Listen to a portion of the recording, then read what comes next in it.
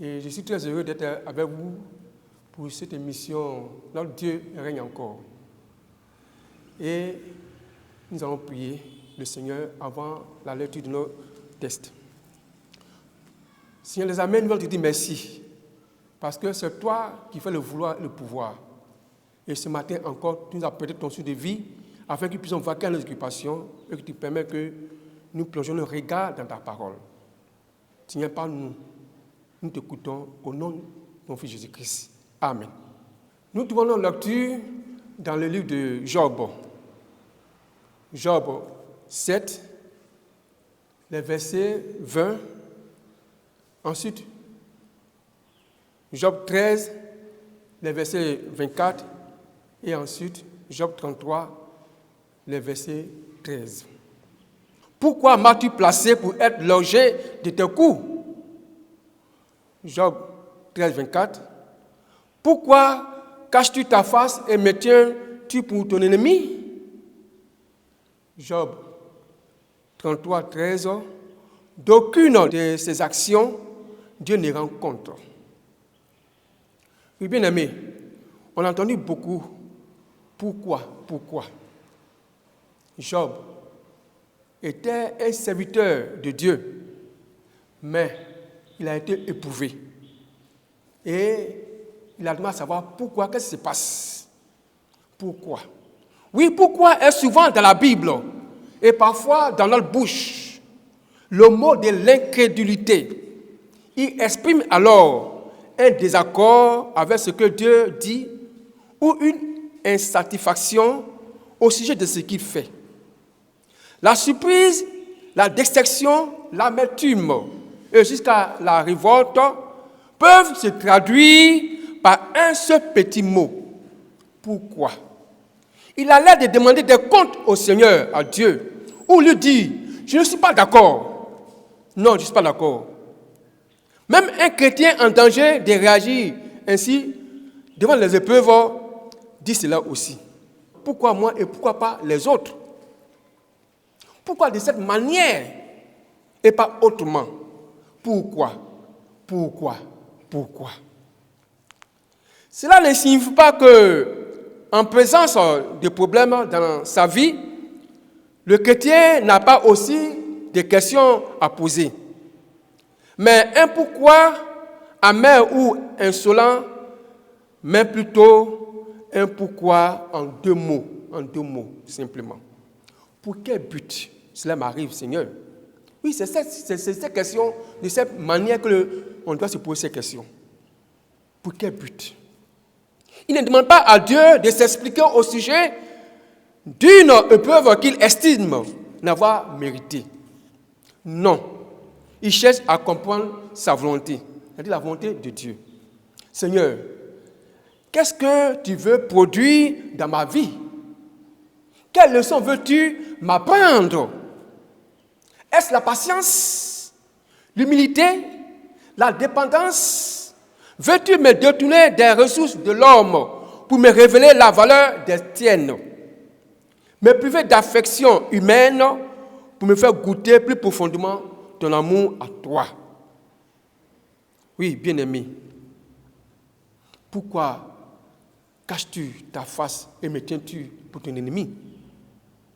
Bien-aimé, la vie chrétienne est un combat.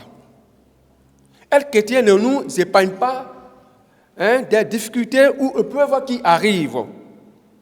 Les épreuves font partie de la vie chrétienne et les épreuves sont nombreuses et variées. C'est le moyen utilisé par Dieu, notre Créateur, pour nous former ou discipliner afin d'atteindre la maturité spirituelle. C'est pourquoi, étant éprouvé, il faut éviter les murmures, les révoltes, mais plutôt être patient ensuite, persévérant dans la prière et compter sur le Seigneur, quelle que soit la situation. Dieu a un plan pour chacun de nous.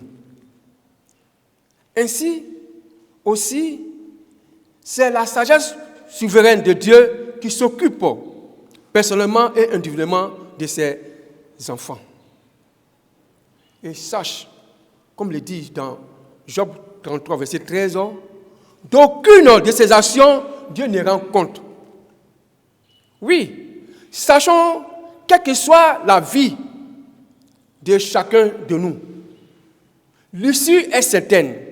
À l'heure choisie, au jour choisi par Dieu, au mois et année choisi et voulu par notre Créateur, Jésus vient nous chercher. Il vient nous chercher. Il a dit que je vais vous préparer une place. Lorsque je vais finir de préparer la place, je viendrai vous chercher. Bien aimé, rapidement, un petit témoignage. Il y avait un frère, quand nous étions au groupe de jeunes, qui était un modèle pour nous. Il était prédicateur, un jeune prédicateur. Il était un modèle pour nous. Et il travaillait à l'aéroport où on fait la météo. En ce temps-là, il fallait, c'était le gaz qu'il prenait pour nous donner les prévisions de la météo. Et pendant 15 ans, il fait ce travail. Et voilà, un lundi, on fait le travail. Boum! Ça s'explose et le feu est déchiqueté. Déchiqueté. Alors ça nous a révoltés. Comment Dieu peut permettre cela? Un frère qui est un modèle pour nous, qui fait l'œuvre de Dieu et qui meurt de cette façon. Nous avons commencé à accuser que ce sont les sorciers, tout cela. Il a fallu qu'un pasteur nous dise non, que c'est Dieu qui a voulu. On peut mourir de n'importe quelle mort. De l'avion, des trains, mais un volume peut nous tuer. Donc c'est la volonté de Dieu, ce n'est pas la volonté de nos personnes. Oui, bien-aimés, nous ne sommes pas les jouets des circonstances aveugles dans les mains de notre Dieu. Dieu n'est pas un tyran ou un criminel. Mais comme Dieu nous a payé très cher au prix de la vie de son propre Fils, nous lui appartenons et nous devons lui être soumis. Oui, Dieu nous aime. Il veille sur nous et il nous forme pour le ciel. Oui, c'est notre destination, bien-aimé. Mon frère, ma soeur, c'est le ciel qui est notre destination. Nous sommes des étrangers sur cette terre, des hommes. Alors, ne perdons pas courage et faisons-lui confiance. Car pour ceux ou celles qui ont mis leur confiance dans le Fils de Dieu, mort pour eux sur la croix de Golgotha, c'est plus qu'une espérance, c'est une certitude. C'est d'être avec Christ pour l'éternité et c'est beaucoup mieux. Philippiens 1, verset 23. Oui, bien-aimés, maintenant appliquons nos cœurs à Dieu. Appliquons nos cœurs à Dieu. Ayons confiance en Dieu. Lorsque nous traversons une épreuve difficile, n'accusons pas Dieu, mais demandons à Dieu pourquoi cela arrive, pour quel but veux-tu me montrer cela. Et en s'approchant de notre Créateur, nous allons être dans ses mains et nous allons traverser cela avec lui et lui avec nous. Vraiment bien aimé, que le Seigneur nous bénisse, nous fortifie et nous garde. Amen. Nous allons prier, bien aimé, pour ces sujets. D'abord, nous allons prier, bien aimé, pour que Dieu nous fortifie. Tu travailles des moments difficiles. Peut-être que tu as déposé des demandes pour un travail et voilà que ça tarde. Bien-aimé, prends courage, confie cela à Dieu et ton Créateur t'écoute. Nous prions. Seigneur, nous voulons te dire merci pour les frères et sœurs qui, après avoir fini leur formation, courent après un emploi. Et cela met du temps, Seigneur. Nous te demandons de les fortifier, car ils sont inquiets quelquefois. Ils veulent même abandonner la foi. Mais nous te demandons, Seigneur, de les fortifier, de les rassurer et de les orienter, Seigneur, afin que, oh Dieu, ils aient quelque chose à faire. Parce que tu as dit que l'homme mangea à la sueur de son front. Seigneur, souviens-toi d'eux. Merci. Aussi, nous prions pour les familles qui ont perdu des êtres chers et qui sont vraiment découragés. Ils se demandent pourquoi cela leur arrive et ils ne savent pas où mettre la tête. Bien-aimés, nous prions.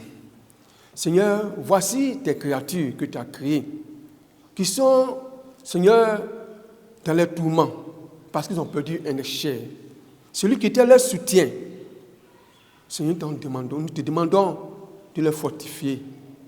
Ne pas permettre, Seigneur, qu'ils permettent les regards ça et là, mais qu'ils aient les regards physiques sur toi. Toi qui rassures, toi qui consoles réellement. Seigneur, essuie l'âme et donne la paix du cœur et de l'esprit au nom de Jésus-Christ. Amen. Bien-aimés, nous allons prier pour notre pays, la Côte d'Ivoire. Déjà, nous entendons ça et là, les marches, ceci, cela. Nous demandons à Dieu de coordonner, de ne pas permettre qu'il y ait des débords. Oui, prions.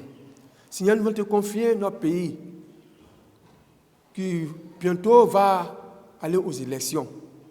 Mais beaucoup de personnes ne sont pas contentes pour ceci ou pour cela. Mais toi, tu es Dieu, qui sais qui tu as choisi. Seigneur des amis, nous te demandons au Seigneur d'apaiser le cœur, d'apaiser l'esprit, d'apaiser les hommes. Et qui comprennent que c'est toi qui es Dieu, Seigneur des amis. Nous te demandons, Seigneur, de mettre, Seigneur, ta paix dans le cœur de tout un chacun, afin que notre pays ne soit pas un pays où il y a la guerre, mais qu'il soit toujours un pays où il y a la paix et la paix. Seigneur, bénis ce pays et permets que la joie règne toujours dans ce pays, dans le nom de ton Fils Jésus-Christ. Maintenant, Seigneur, nous terminons notre prière par ce que le Seigneur nous a prié en disant: Notre Père qui es aux cieux, que ton nom soit sanctifié, que ton règne vienne, que ta volonté soit faite sur la terre comme au ciel. Donne-nous aujourd'hui nos pains de ce jour. Pardonne nos offenses, comme nous pardonnons aussi à ceux qui nous ont offensés. Et ne nous soumets pas à la tentation, mais dis-nous du mal. Car c'est à toi qu'appartient le règne, la puissance et la gloire pour les siècles des siècles. Amen. Bien-aimés, je vous dis merci. Nous sommes au thème de notre moment et nous voulons vous dire bonne journée au nom de Jésus. Amen. Notre Dieu est notre